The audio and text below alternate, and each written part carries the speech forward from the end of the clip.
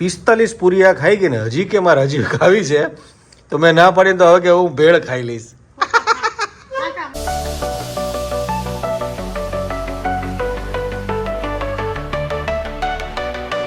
Family કેમ છો બધા મજામાં? તો મજામાંથી છો. ગુડ મોર્નિંગ, જય શ્રી કૃષ્ણ, હર હર મહાદેવ. સ્વાગત છે તમારો એક નવા વ્લોગની અંદર, નવા વિડીયોની અંદર.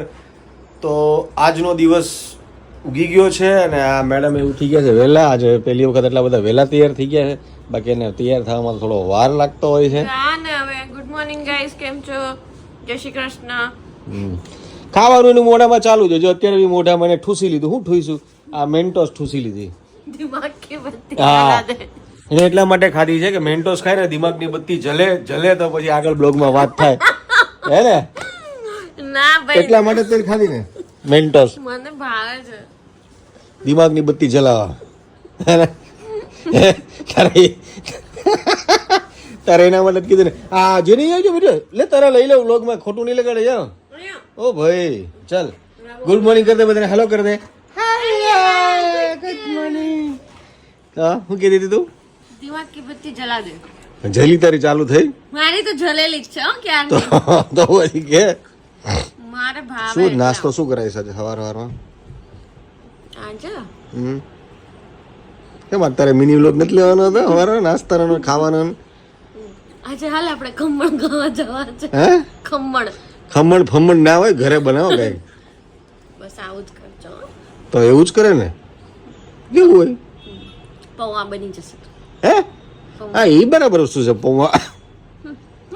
પૌવા તો બનાવવો પડે. કેમ? હું કે હે?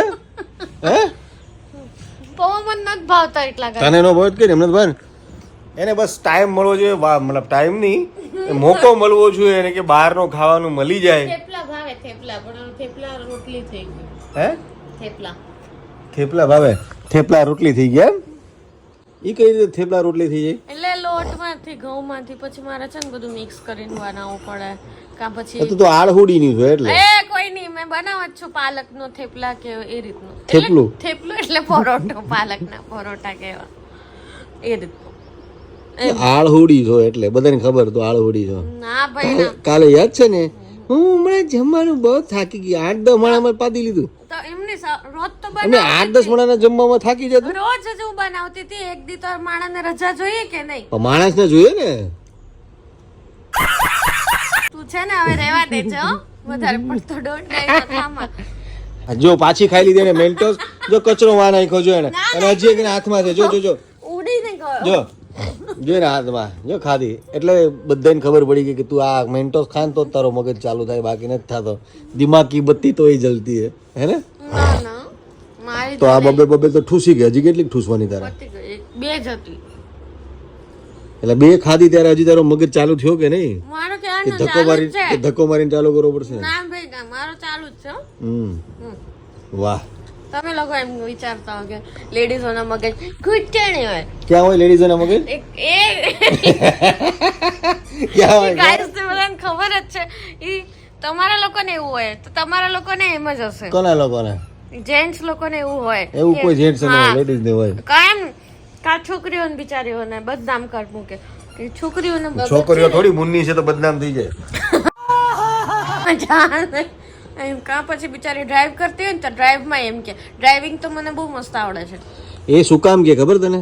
કે લેડીઝ હોય ને ગાડી ચલાવતી હોય ને તો ગાડી ચલાવતો તને યાદ આવે કે આજે તમારા રસોડામાં ટમેટા સુધારણા બાકી રહી ગયા હતા, એનું ધ્યાન નહીં આવે ને અહીંયા કોકની મંગલ ભવન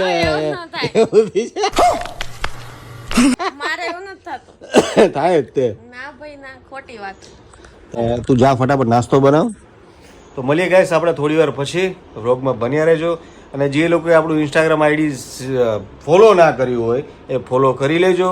આપણે નવું ચાલુ કર્યું છે તો ફોલો તમે નહીં કરો એવું ચાલે તો કરી લો. ફટાફટ જાઓ, જલ્દી જાઓ, નીચે લિંક મૂકી છે, ફટાફટ જઈને લઈ લે. જો આ એનું રમકડું છે, એ રમકડાથી ઉપર બેસીને જ રમશે. લઈ લે છે એની, એ લઈ લે. તારું રમકડું લઈ લે. હાઈ થઈ ગયું એકવાર. આ લઈ લે. ચાલ આ લઈ લે ને, કે તારો સિનેમેટિક લઈ લઈશ.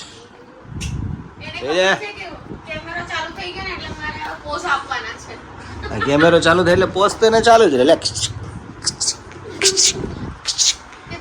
વાગવામાં થઈ ગયા છે 8 અને પૂજા રસોડામાં ખચડા પચડા બનાવી રહી છે. શું બનાવી રહી? અરે વાહ, આ હા હા, આ શું છે માહોલ? હાય હાય હાય, આ ભેળ છે? અરે તો આ પેલા બટેકા, આ ખાલી મમરા, આ ડુંગળી, ટમેટા, ચટણી. તો ભેળ ક્યાં? હજુ બનાવવાની છે. વાહ, અને પાણીપુરી બી. સેવ પૂરી જેવું. વાહ વાહ, મારા અમરીશ પુરી. તું બનાવી સેવ પૂરી. વાહ, તને ભાવે છે ને એટલા માટે નહીં. સેવ પૂરી મને ભાવે છે, એ વાત તારી સાચી જ છે. તો ભેળ પણ તો ભાવે છે. ભેળ ભાવે. આજે કઈક તે ઢંગનું ખાવાનું બન્યું. હા, લે પોતાને ભાવે ને એટલે એને કીધું કે ઢંગનું ખાવાનું છે. હા, વેરાયટીમાં. આજે પનીર નથી ને? જાને. વાહ. તો આમાંય પનીર તો નાખી. કઈ સાથે જમવાનું બહુ મસ્ત બનાવ્યું છે. ભેળ અને પાણીપુરી, દહીંપુરી બનાવી છે. પાણીપુરી તો એ લોકો ઠૂસવાળા, આપણે ખાલી ખાઈશું દહીંપુરી સેવ જેવું નાખીને. અને આ જોઈને તો મોઢામાં પાણી આવી ગયું. તો કેટલા લોકોને પાણી આવી ગયું જુઓ. હજુ તમને આ બનશે ને પછી હું તમને એનો વિડીયો બતાવીશ. તો ત્યાં સુધી તમે બન્યા રહ્યો. પૂરીની અંદર કાણા પાડવા બેસી ગયો છે. મેં કીધું કે મસાલો કીધું તું તારો એવડ કર ને, તું તારી પૂરી બનાવ, હું મારી પૂરી બનાવું. એમ નહીં, મેં એમ કીધું કે તું બનાય, હું તારા માટે કોઈ ખાઈશ. પણ જાતનો કોમ્પ્રોમાઇઝ નહીં. તો જો ને આવું જ કરે છે. તું તારું બનાવ, તારી રીતે તું બનાવીને ખાજે. હો જ કરે. આવું જોયું, આવું.